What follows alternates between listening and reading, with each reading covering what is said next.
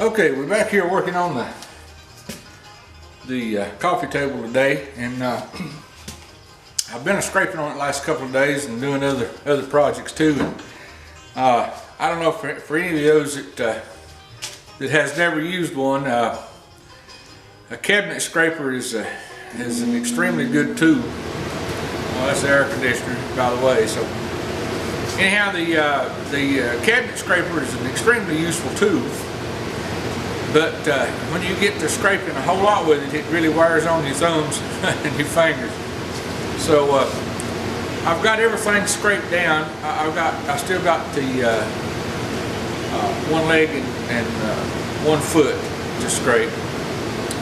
And I thought I'd work here a little bit on some of the rest of the day, give my fingers a little break. I had to get a couple of projects out earlier, and I went ahead and done those.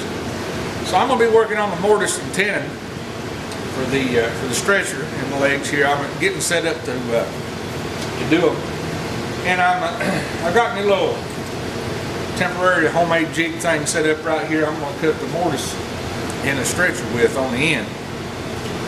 I would normally do this on my shopsmith and just use it as a horizontal boring machine. That works really well.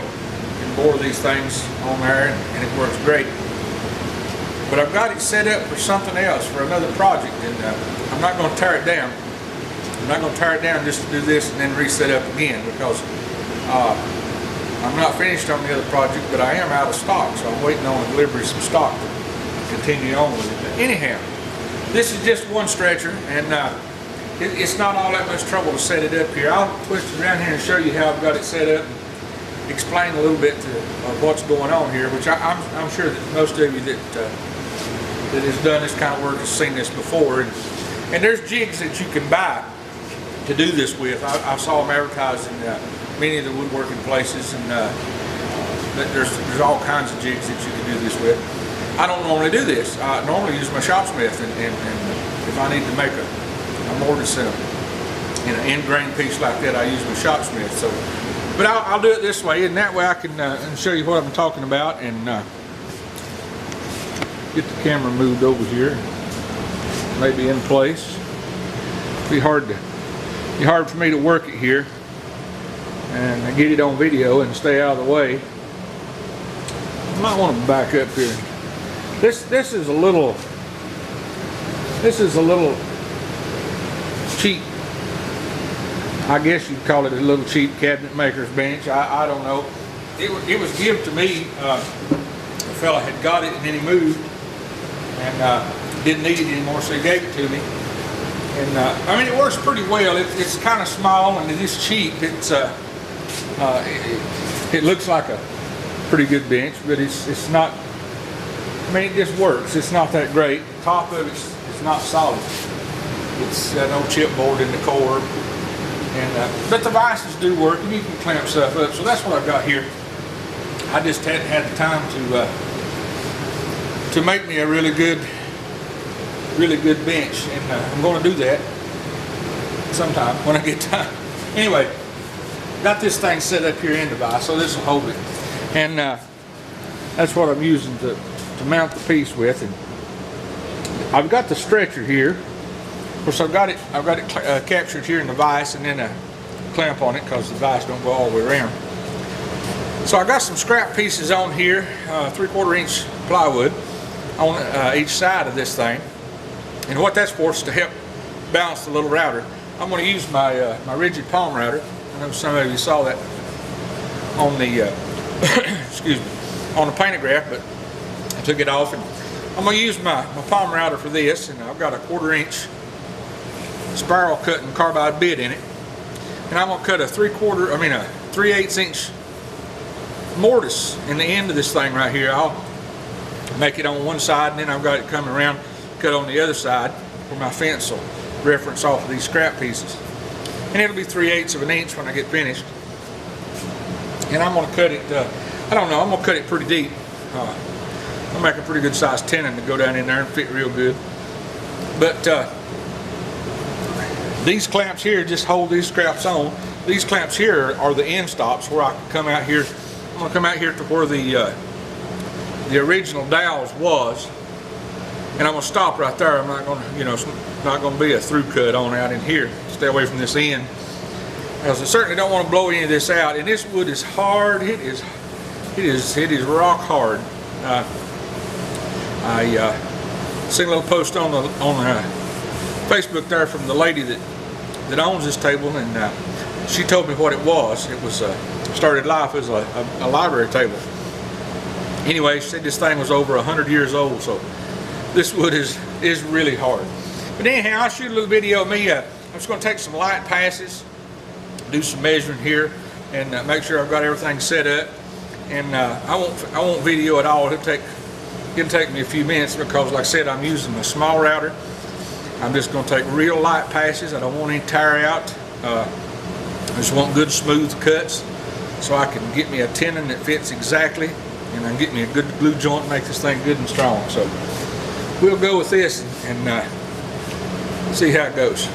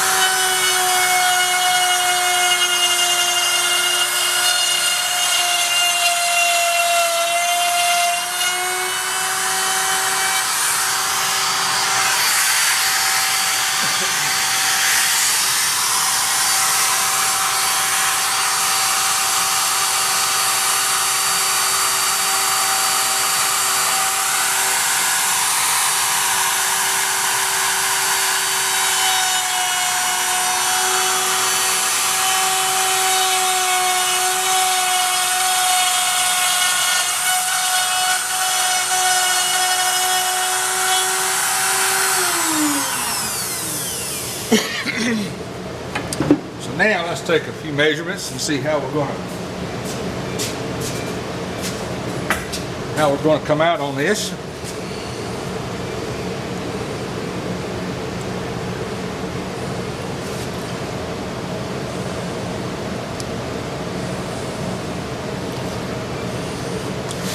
I doubt I can get it any closer than that. That's that's pretty good. So, and we're going to come out here. This is going to be good.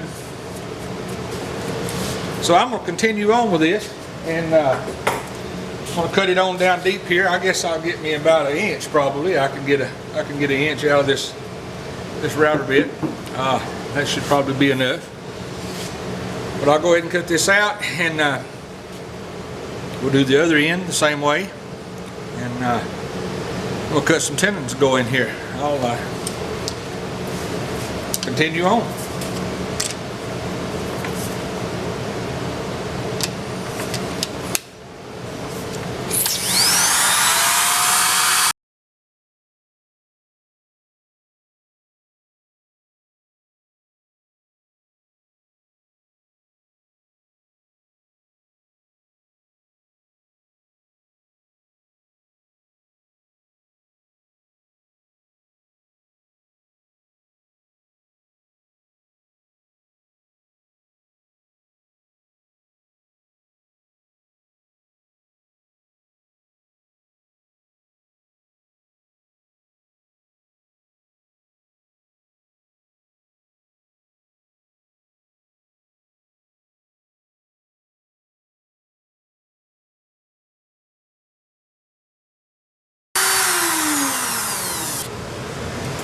Okay, I got it cut in here.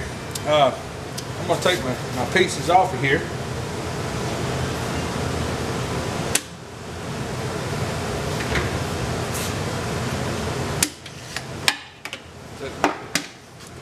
My temporary fence out here.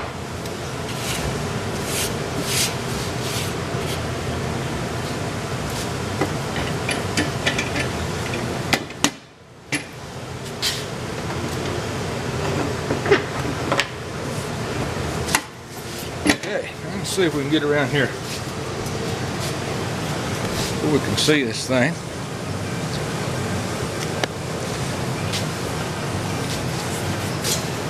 Now, let me get back here. Some light. Anyway, here's our mortise.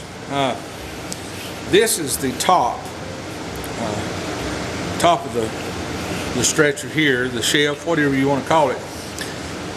So I left it just a smidgen. Anybody knows what a smidgen is?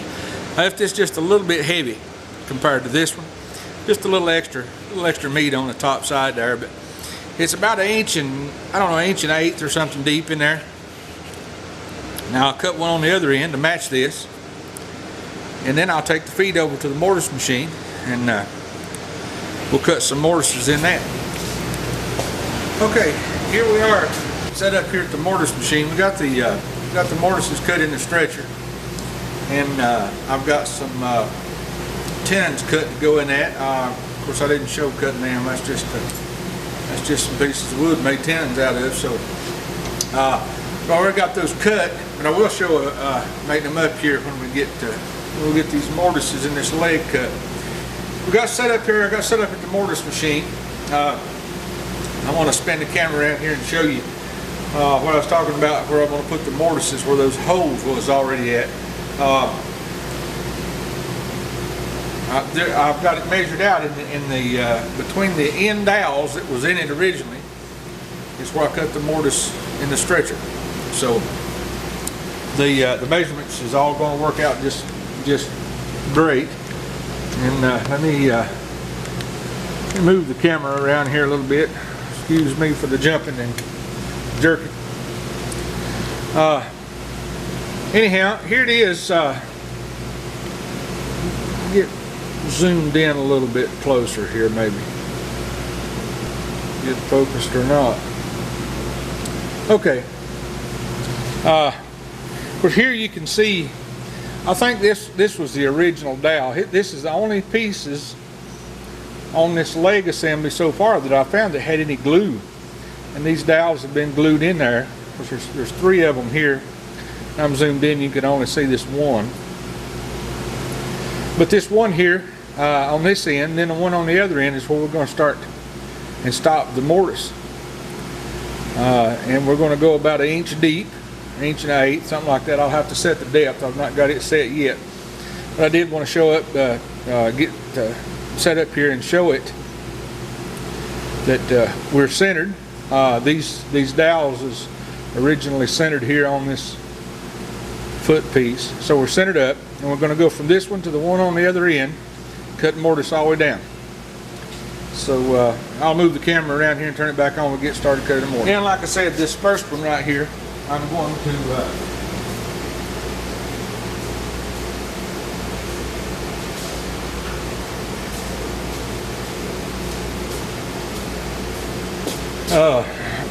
like I said, here in this first one, we're going to set the depth on it. I'll go ahead and do that now.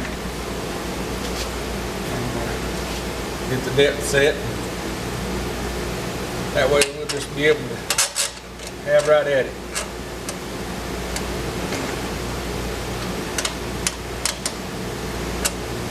What I'm doing back here, you can't see me, is setting the depth stop on the machine.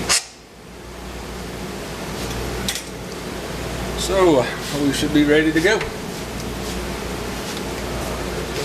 Need a little power here. Now we should be ready to cut some mortise.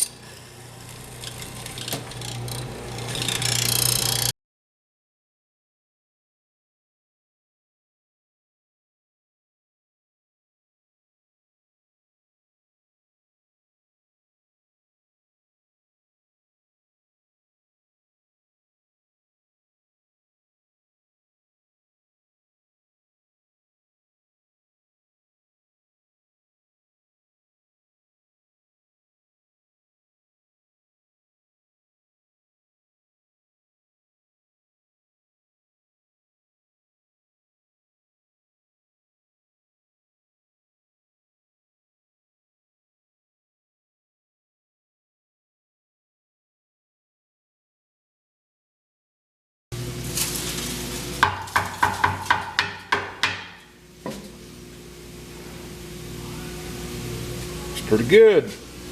Now we got a mortise. All right, now I'll move back over here. Okay, we're back here now. We've got the mortises cut. I've got the tenons put in the stretcher. I went ahead and glued those in. Didn't figure these in, need to go through the process of showing that. But I will show them in here since I've got it laying here. So here's our stretcher with our tenons in it. They're actually just a little over 3/8 of an inch thick. I cut them just a little heavy. Wanted them just as much support as we could get. They're about 7/16, something like that. Anyway, and so here's our mortise and our foot, and this thing will go together like this.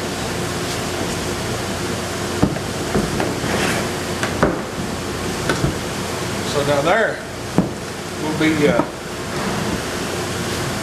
that'll be our pieces going back together. Oh, and that's going to be much better than some big old holes with a nail stuck in them. So, oh, just one other thing I wanted to mention. I got the thing set up crooked now. Okay, I should have mentioned a while ago, and I didn't. But I happened to think about it afterward.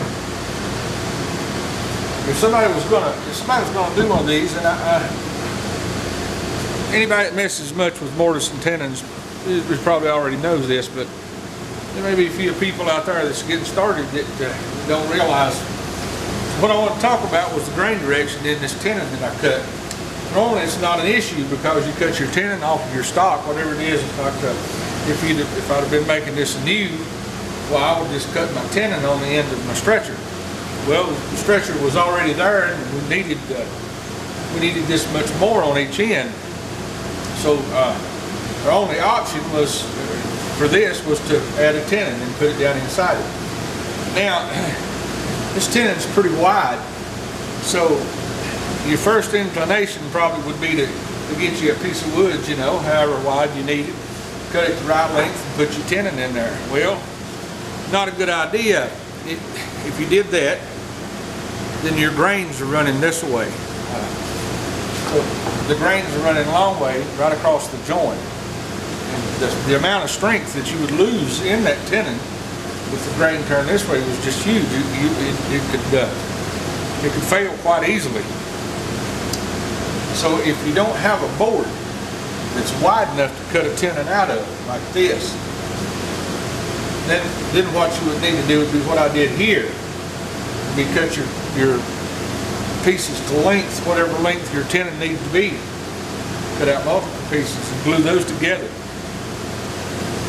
Now after that dry, you can sand them back down flat, and I'll have mine a little thick, so I can run through the drum sander and get these things perfectly good fit down in here. So want a real good tight fit, good glue joint. But I wanted to take a minute and talk about that grain. So when you turn your grain like this, even though you've got the multiple pieces glued together, of course everybody knows once you glue them together, they're just as strong as the wood. And then your grain's oriented the correct way, so you don't lose any strength by doing that. So then you glue them all together, and then you glue the whole assembly in the mortise. So you really don't lose anything by having to do it this way. Whereas, like I said, if you took your piece of wood and you turned it this way so it would be wide enough, and you had to do it out of one piece, then you'd lose your strength. The joint probably would fail. So I'm sure a lot of people already know that, and they could probably explain it a lot better than I did. Know more about what it takes to make it fail, and all the engineering types is way above me. But for the people that don't mess with it much, I thought it might be worth mentioning to always make sure that you got that grain direction oriented properly when you're doing something like that. like I said, if you was doing the whole piece, you just cut the tenon on the end, it wouldn't be an issue. I wanted to throw that in, and that's how that works. Thanks for watching.